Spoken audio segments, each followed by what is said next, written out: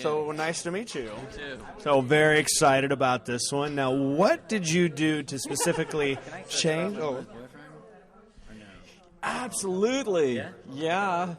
What did he ask you to talk about your girlfriend? We do. No, we have personal moments, Rob and I, and he wanted to know if he was allowed to talk about his mother's boyfriend, and I will say no more than that. But he has to call me with these questions. I'm a little controlling as a director. You call me when you want to talk about things like that. So yeah. Okay. Well, no. So how did you go about updating this for today's audience, and especially like with the casting of the characters of Marshall, Will, and Holly?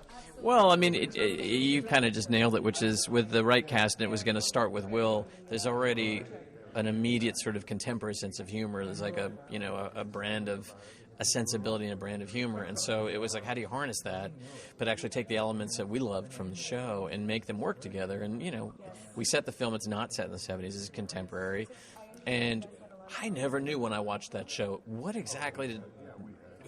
What did Marshall do, this man Marshall? He's got his kids, and he's kind of got this khaki shirt on.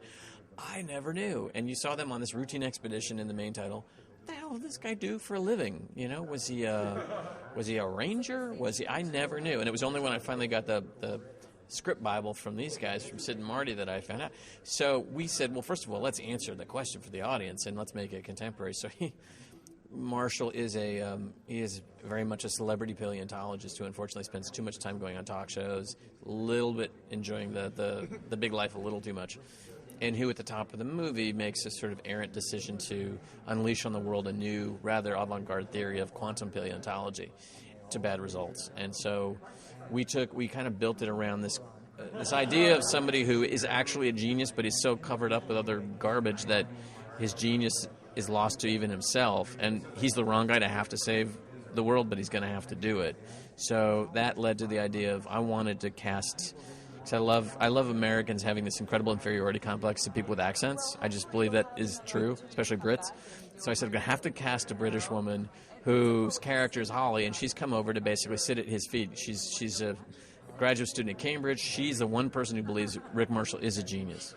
And so Anna Friel played that character brilliantly. And so Anna's there. And then Danny McBride's character, who is Will, basically just runs a really kind of sketchy roadside attraction in Palmdale.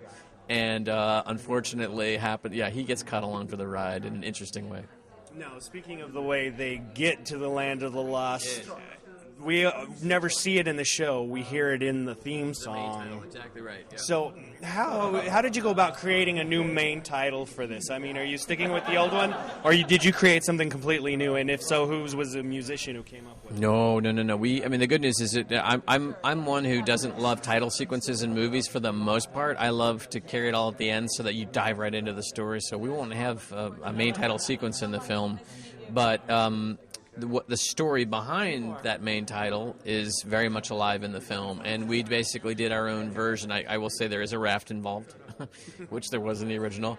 There's a raft and it is yellow, and that's all I can tell you. But it's good, and it connects it certainly to the past. But you're not doing a rap version, right? Hopefully not. No. I was funny. I said to the marketing department, the biggest mistake you can do is try to do a rap version or try to do a, hey, isn't it cool, rock and roll version of a theme song. Immediately, I'm suspicious. So, no. That's good news to hear. No, a great friend of mine, Michael Giacchino, who's a wonderful composer, is actually going to score the film. And I keep saying to him, we're going to go do a hardcore Jerry Goldsmith score from like 1969. It's going to have this great, fully committed, it's not playing for comedy, it's playing for adventure. Did you keep one of the sleeve stack outfits for yourself? I did not. It was offered to me, and unfortunately I'm too short, so yeah. Okay, well thanks so much. I'm really looking forward to this Pleasure, one. Thank you. So it was nice meeting you. Yeah, you